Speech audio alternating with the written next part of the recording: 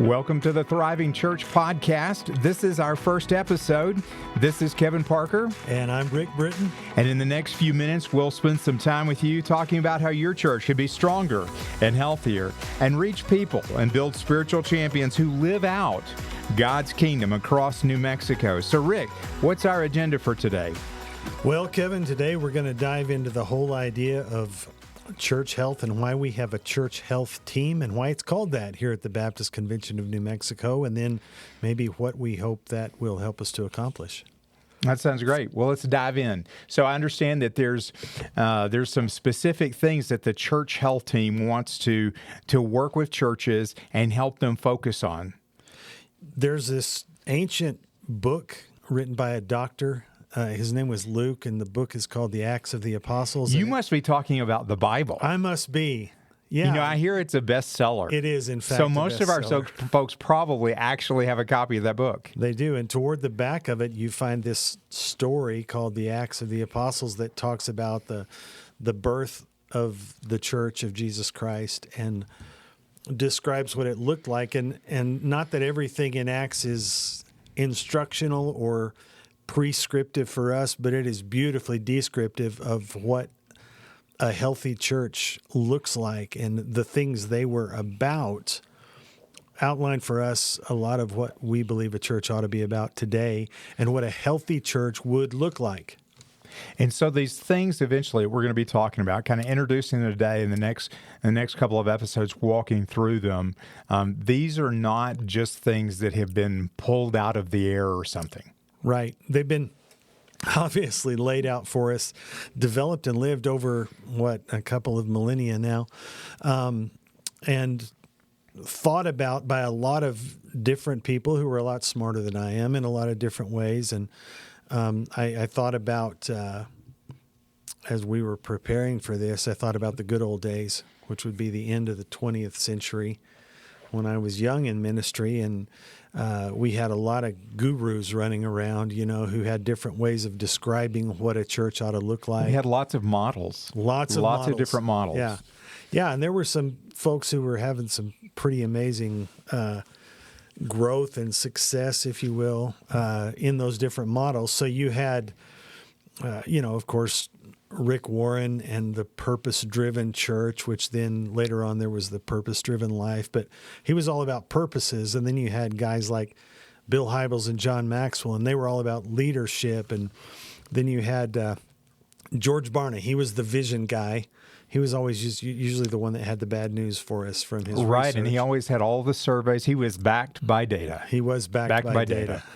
And then you had guys like Aubrey Malphurs that were all about core values and strategic planning. And so you got vision and mission and values and purposes and leadership and all these key things. And if you'll get this right, your church will be aces. And they all had a little bit different focus. Hybels and them, they were very practical in everything, and even Rick Warren in the Purpose-Driven Church was more practical. You had Hybels. We had Barna that was really into what the polls were saying, what different research was saying, and then you had the very kind of cerebral approach. Yeah, Malphurs. That had thought a lot about this, had thought deeply, yeah, and wrote as many words as he thought, yeah, when he described it, and so a very cerebral approach. But all of them were kind of going towards something similar. Yeah, and so when I look back 30 years later, what I see is that actually they were all right. They were all different, and they were all a little bit argumentative with each other, which I think is a great thing. But they were all right because what they were all striving for was for the church to be right, the church to be well and do well.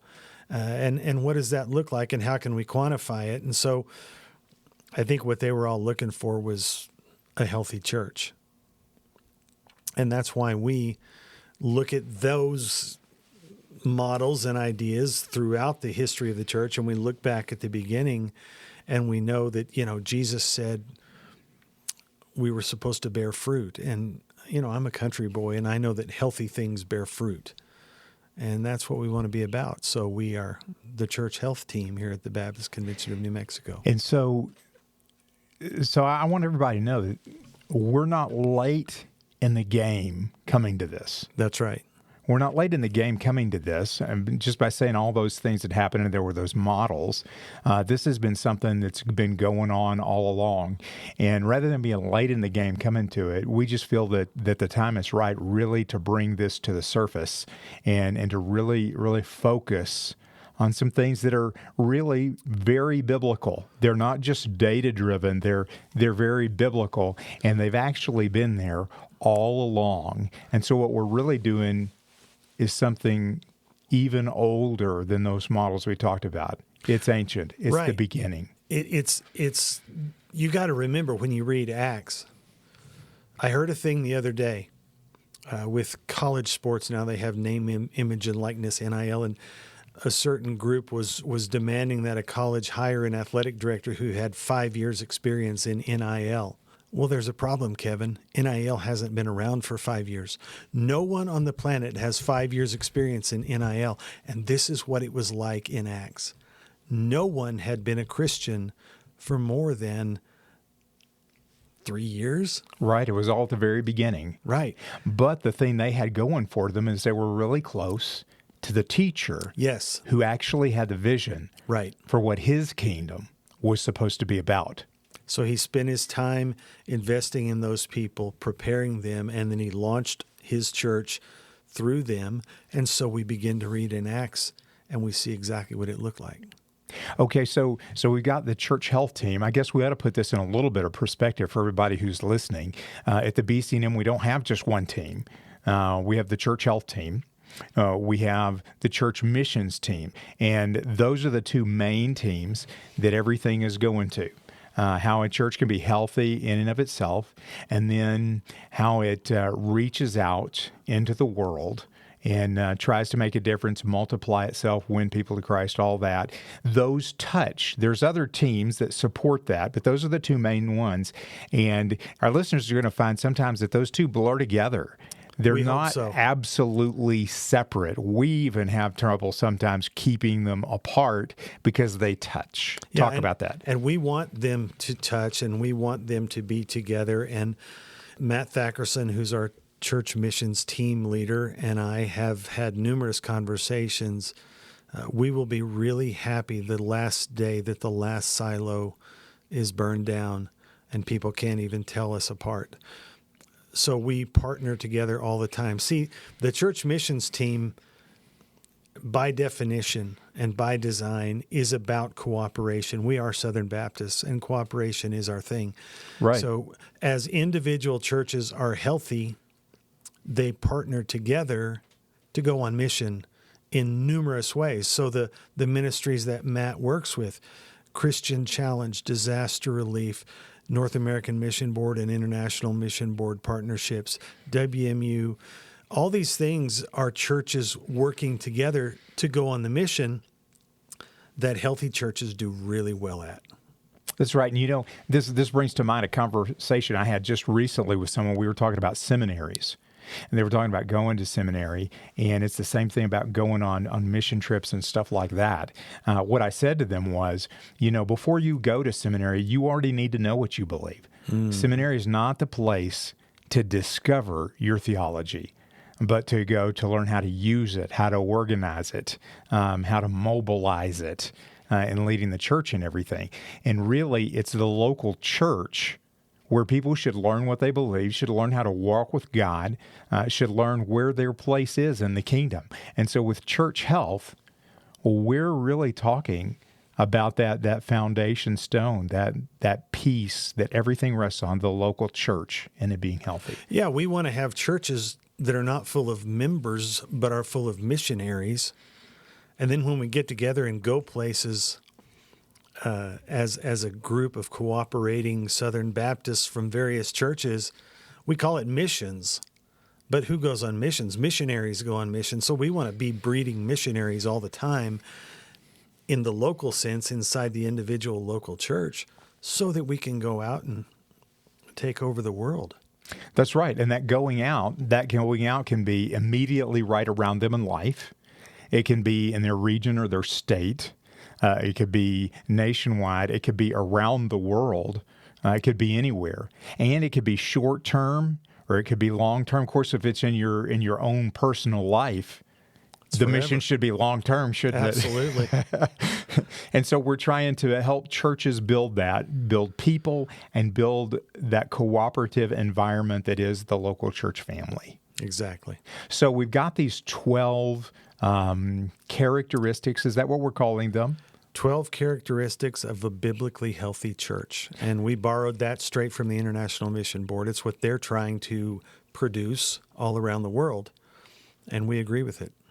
So we're going to be in the next couple episodes walking through all 12 and giving them a little bit more detail and everything. But for right now, let's go ahead and list them so the folks at least know what we're going to be talking about. What are the 12? So the 12 characteristics that we, and I want to say this, these are characteristics, so they're what it looks like.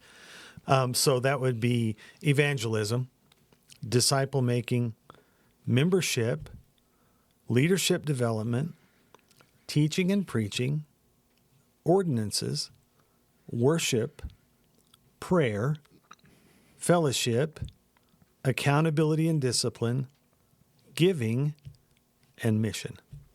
So a quick question, hopefully, are those in a particular order?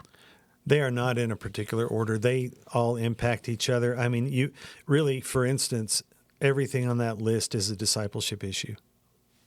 For the Christian. And we're doing all of these all the time, and we never stop doing any of them, never stop going back to them. So this instead of being foundation layers all stacked on top of one another, where one is the bottom and it has to be the strongest, hold everything up, and they stack up like that. Instead of that picture, what we really have is like if you cut a barrel in half and you've got all the slats that make up the barrel. And all of them, to put as much stuff as you can put in that barrel, all of them have to be as long as possible. They all work together. And so the volume, if you will, of what the barrel can do is limited by the shortest slat.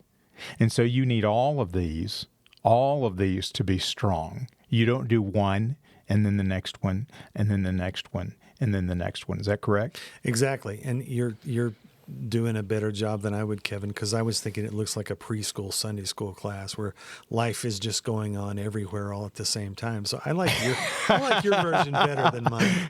I don't know. Sometimes we want to be back in the preschool Sunday school classroom. We do. All right. So that's what we're going to be doing. We hope you'll tune in and stay with us and listen to that. I want to just mention a couple of things that folks can do to find out more. We're going to be more and more fleshing this out and putting some information together at bcnm.com that churches can access anytime. And then also we're launching a new BCNM Connect app. In the app, there are going to be blogs available that are only available through the app. And one of those blogs is Church Health. And it's going to slowly walk through all of these and give some real detail. And then eventually over time, flesh them out more and more and more. And so folks want to check in on those and learn as we unfold this more and more and more for churches to help them.